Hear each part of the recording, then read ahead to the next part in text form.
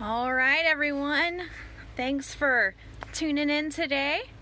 I'm gonna wait and see. I think give you a few minutes just for everyone to log in and see that we're up and running today. So I'm gonna give you a few minutes. But thanks for joining us today.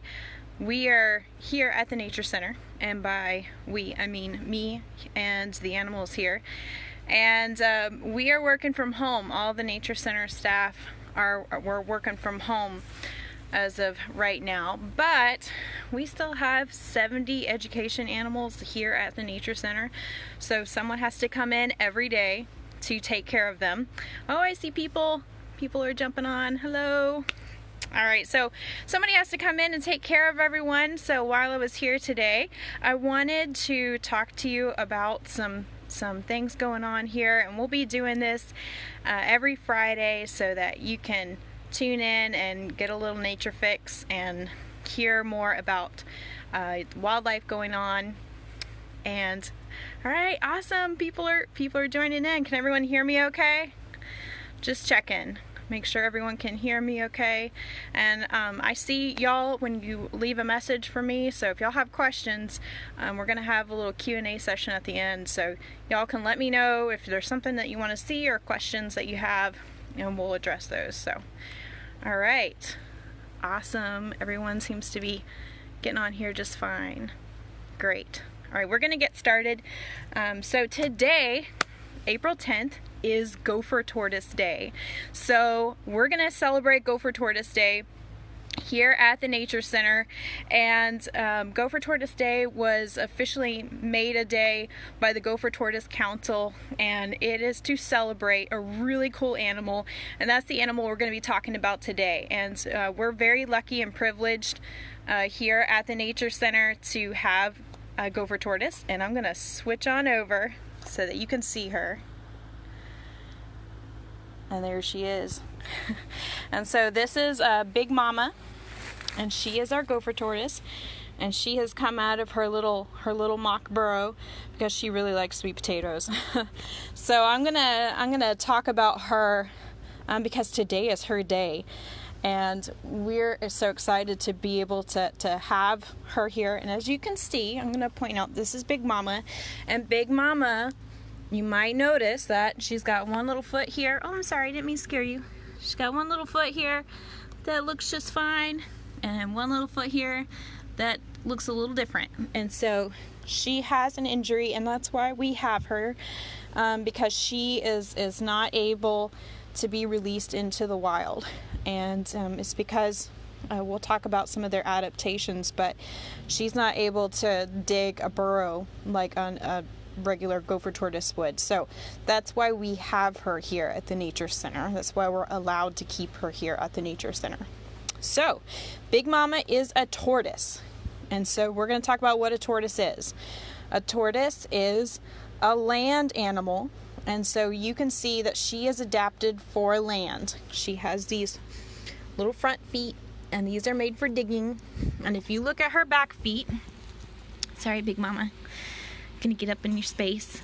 She has these big back feet with claws. She says, "Oh man, I'm just trying to eat. Why are you gonna bother me like this?" Let's see. Let's look around here.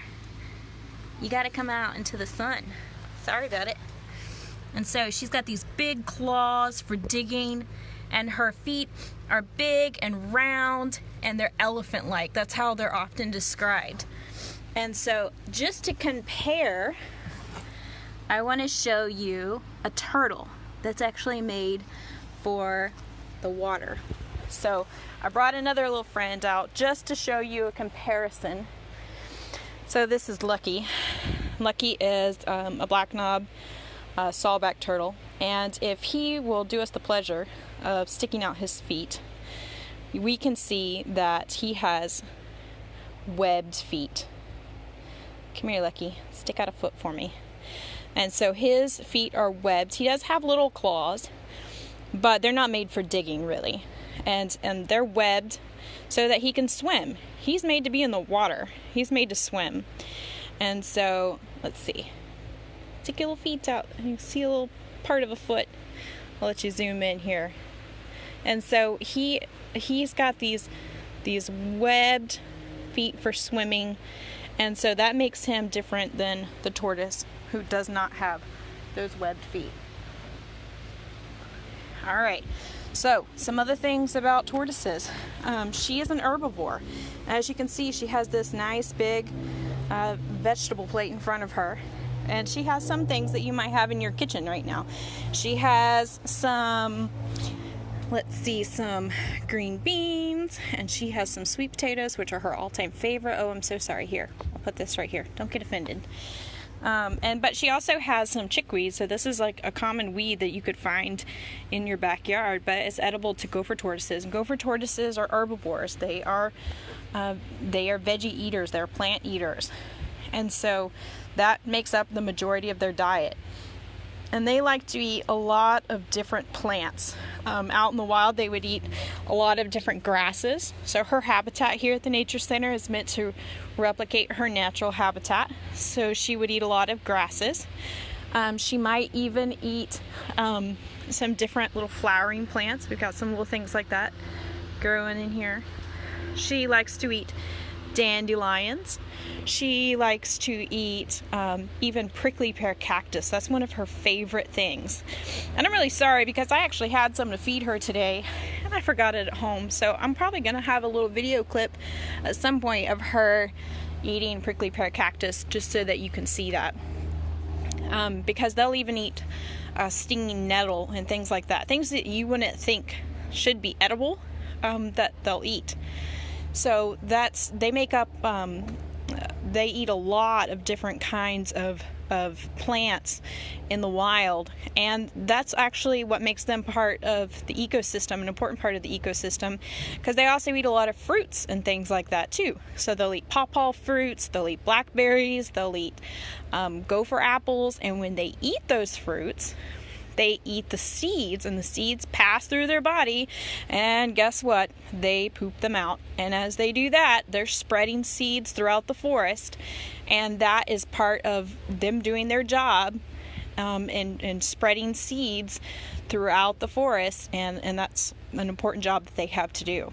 So, some other cool things about gopher tortoises. They are long-lived animals. And see Big Mama here, and I'm going to pull her out. Oh, she says, no, please don't. Please don't. It's okay. Look, I have sweet potatoes for you. She's about 40 years old, somewhere around there, we think. And they are long-lived animals. They can live between 60 and 80 years and kept in the wild, and they can also live about 100 years estimated in captivity. So that's a long time. And it takes them between 10 to 20 years to reach maturity. So they're very slow growing. And she's about full grown. You know, she's about the maximum size that you would see in the wild. I've seen a few others that are a bit larger than her. But the females tend to be a little larger than the males. And I can show you a few different parts of her anatomy too. Come here, sweet girl. So we looked at her feet, and we see that the top of her shell here, it's been rubbed smooth. It's from all the time she's gone into a burrow, into a sandy burrow. It's kind of just made it real smooth.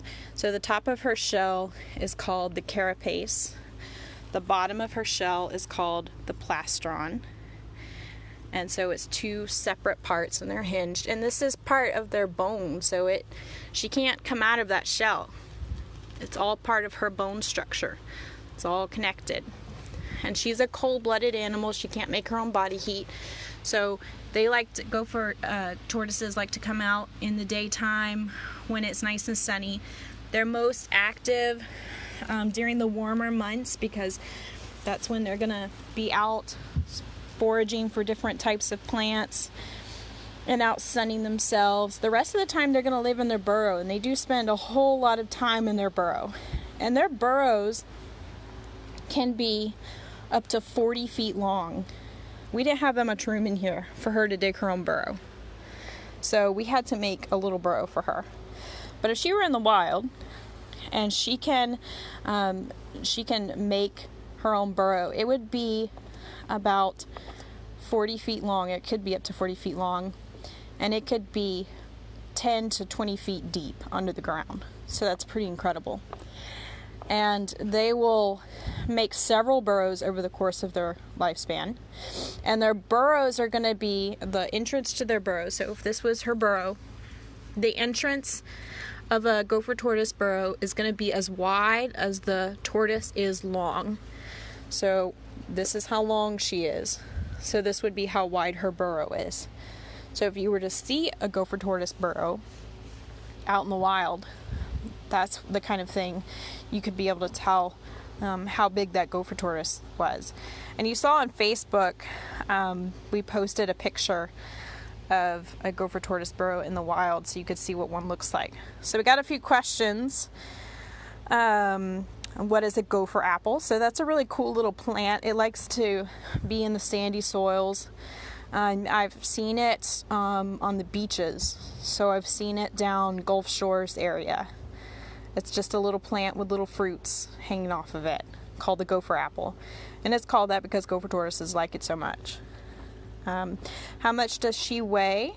I'd have to go back and look, but they do weigh approximately, a full grown, their average weight is about 15 pounds. So she's heavy. She's hard for me to lift with one hand. She's just heavy and bulky. All right, so a few more things. So these guys, when they do reach maturity, they can lay between 4 to 7 eggs, and they typically lay their eggs in what's called the apron. So if I'm looking at my little fake burrow here, they would typically have lots of loose sand right here around the burrow where they would be excavating out of the burrow, and this would all be loose sand, and that's how I would know it's an active burrow. And this part is called the apron, and this part is typically nice and sunny, and this is where they would lay their eggs. But if you think about it, they don't typically, that's not a really good hiding place. So if you think about this nice exposed sandy spot, they'll dig down in it. And it'll be nice and warm for their eggs, but it's still pretty open and exposed. So only about 3 to 5% of their eggs survive. So it takes, some place that I read said that it can take 10 years before they can successfully have a full clutch. So what we call a group of eggs, we call a clutch of eggs, before they can have a successful clutch. So that's not so great. They're a very long-lived species. They're very slow, and they're very slow to reproduce, and they're very slow to be successful. And that works for them. The only problem is when humans start to interfere. And so we'll talk about that here in a minute. So another cool thing about gopher tortoises is that they're very social. So they typically live in something called aggregations. So they live close to other tortoises. So if you look, we've got a few different burrows set up. They wouldn't be this close together in the wild, but they would live in a close together to other gopher tortoises. And there's some studies that have been done that show that they like to go visit their neighbors, which that's just really cool to me. That they'll go out, and during the active time, so during the warmer parts of the year, they'll actually go visit their neighbors and say hello to them. And there's some studies that have shown that they recognize their neighbors and that they form cliques with their neighbors. So they form groups of other tortoises that they really like. And so sometimes they like some of their neighbors and don't like other neighbors of theirs. So that's just kind of funny to me, that they're so social like that. They like to be around other tortoises, and they like to interact with other tortoises. So she is going to town on her little veggie plate there. As you can see, she's really liking that chickweed too. And that's something that just grows in most people's yards. I just pulled that up right here around the nature center. So that's really cool. So as you can see, a lot centers around their burrow, and I talked about that. And the burrow is what makes them called an ecosystem engineer. And when you think about ecosystem engineers, a lot of people think about a beaver. So a beaver changes its habitat because it makes a dam and it floods an area with water. But the gopher tortoise is an ecosystem engineer because it makes these burrows everywhere. It makes these big tunnels. They also make little trails through the forest, and they change the landscape. And these burrows are not just important for the gopher tortoise, but they're important for other animals as well. So scientists have put video cameras down these little burrows, and they've seen what animals like to live in there. And sometimes the animals are in there with the gopher tortoise, or sometimes they're in old burrows that don't have a gopher tortoise in them. But they've counted 360 different kinds of animals that will live in a gopher tortoise burrow. And that includes birds, like the burrowing owl.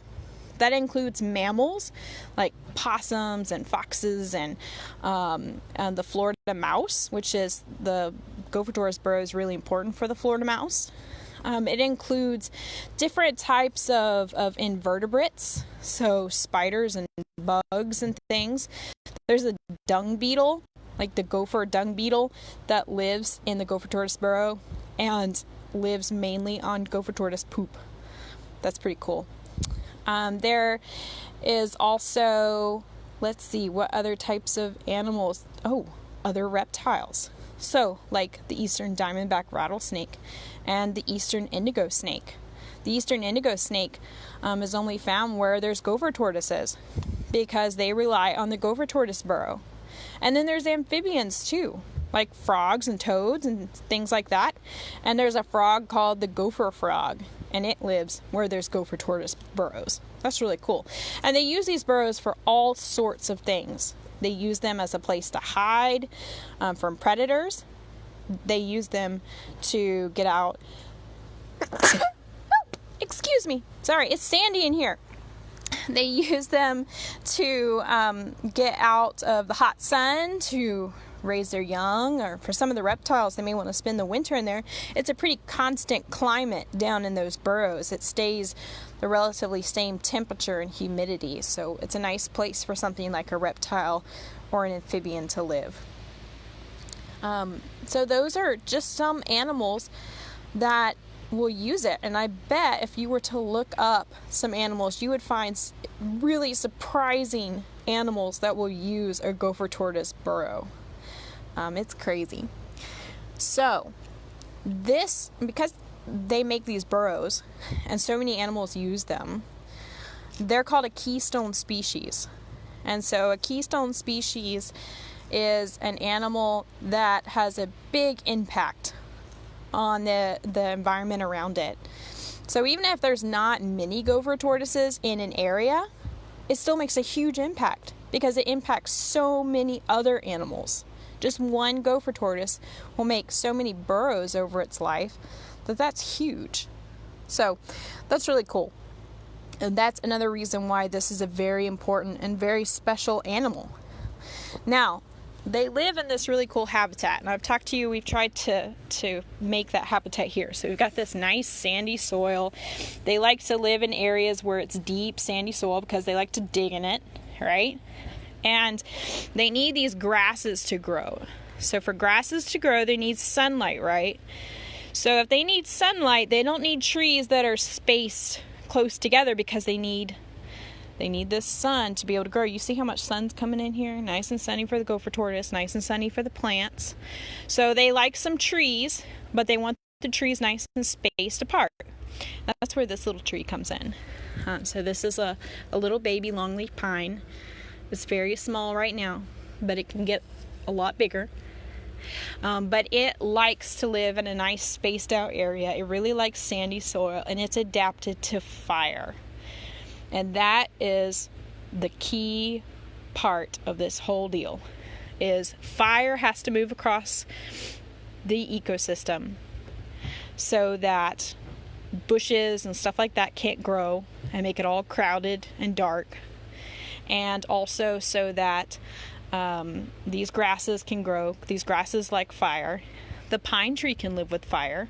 This pine tree, it's super cool. It can actually live with fire. So these needles around the outside, they can burn, but it'll protect the middle part of it, so it'll still keep growing. So that's neat. So that's where you find these gopher tortoises. Hey, Big Mama, where are you going? She's bored of me. So fire, longleaf pine, grasses, gopher tortoise. Oh, I switched around. How did I do that? Hi, everyone. I bet you want to see the gopher tortoise, not me. Let's follow her over here. So this environment is so neat, and it all works together, and that's where she likes to live. Where do they live in the state? Good question. So they live mostly in the southern part of the state, so coastal plain areas. They also can be found in Georgia, Mississippi, Louisiana, and a little bit of South Carolina. And so in every state they are protected to some degree. So here in Alabama, most of their range is protected, is state protected. And then I like that. She said you were talking about the trees. I'm leaving. Yeah, I took the focus off of her. She's a little diva. But in part of their range here in Alabama, they're federally protected. So that means that, they're protected by the federal government. In most places, they're protected by state government. So it depends on their range, and it depends on how common they are in that part of their range. So they are considered threatened. So that's just a step below becoming endangered. And so they have a lot of threats to them. And so we talked about they're slow to grow.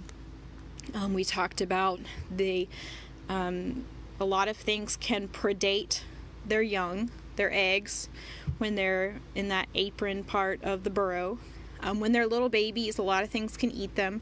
Now, when they get to be this size, most of the things that can hurt them are people and people-related things. So, habitat destruction is a big thing. People, with their letting their dogs run loose. So, typically, when you see an injury like Big Mama's with her little foot, that's very commonly associated with a dog bite. We don't know for sure if that's what happened, but that's very common. Dogs also dig up their burrows and things like that. Not having fire in the ecosystem. Fire is so important that without fire, if you exclude fire, it changes the ecosystem. And if a forest becomes all dark and shady, then there's no place for the gopher tortoise, no grasses to grow, no food for it to eat, things like that. So habitat is very important. One of the number one causes of death for adult gopher tortoises are actually car strikes, though. So when these guys are crossing the road, she's a tortoise. Do you think she's really fast? Not really. She doesn't know she's not supposed to be in the road either.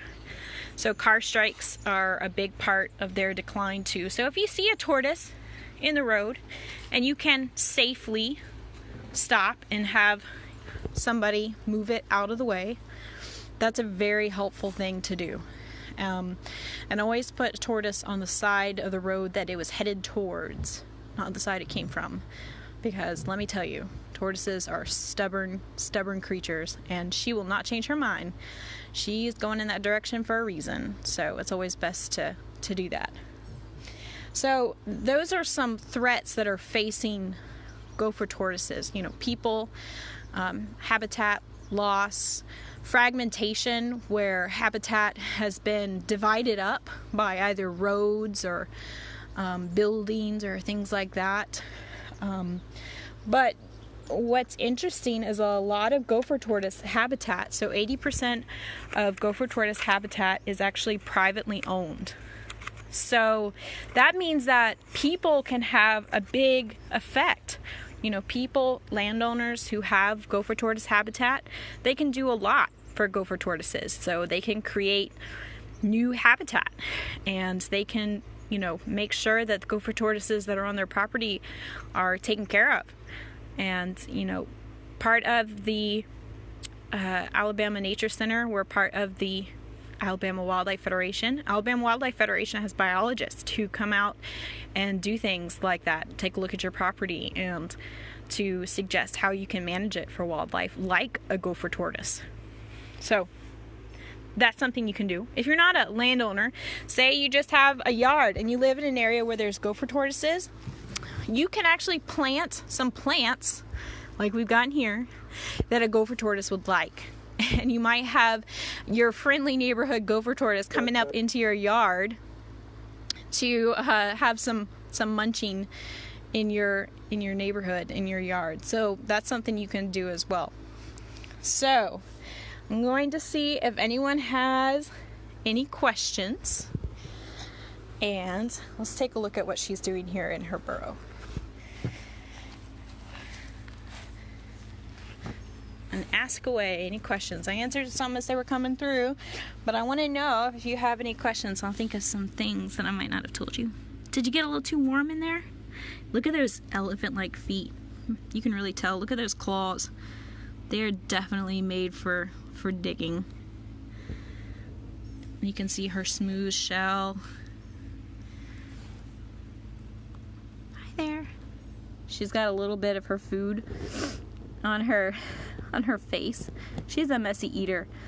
The prickly pear cactus, they like to eat the cactus pads and the flowers and the fruit. And the fruit is purple. And that's one of her favorite things. And when she eats the prickly pear cactus fruit, her whole face is purple. But she loves it. Oh, do tortoises have teeth? No, they don't have teeth. So turtles and tortoises don't have teeth. They do have just kind of a sharp jaw, and some have beaks, kind of like a bird beak. And that's how they chew up their food. And so you can kind of, I'll do an up close look there. So she just kind of chomps down on her food, tears it off, and then eats it. She doesn't chew it the same way that you and I do. Some good resources. Awesome. So there's a lot of things. I know that we're going to be posting some resources for you to learn more about gopher tortoises. I know that if you go on Facebook and you go to Alabama Freshwater Wildlife and Freshwater Fisheries, they have some links to some really cool Gopher Tortoise Day activities. And I also know we're going to be sharing some things from our sister organization, Alabama Outdoor Classroom. They're putting together some good activities as well, and so we'll be sharing those with you so that you can learn more about gopher tortoise, maybe do some cool gopher tortoise activities. If you look up online Gopher Tortoise Day, you will find so many cool things so that you can learn about gopher tortoises. Oh, and I wanted to show you one more thing. I did have this poster, and this poster shows the longleaf forest, and it shows this is the eastern indigo snake. It's our longest species of snake in North America, and it relies on gopher tortoise burrows. This is the little apron. So this is where the eggs would be at the entrance to the gopher tortoise burrow. There's a little gopher tortoise frog, or gopher frog, and there's the tunnel. Goes down deep. There's a little Florida mouse, made a little side tunnel right here, and it goes down. Oh, there's an eastern diamondback rattlesnake right there.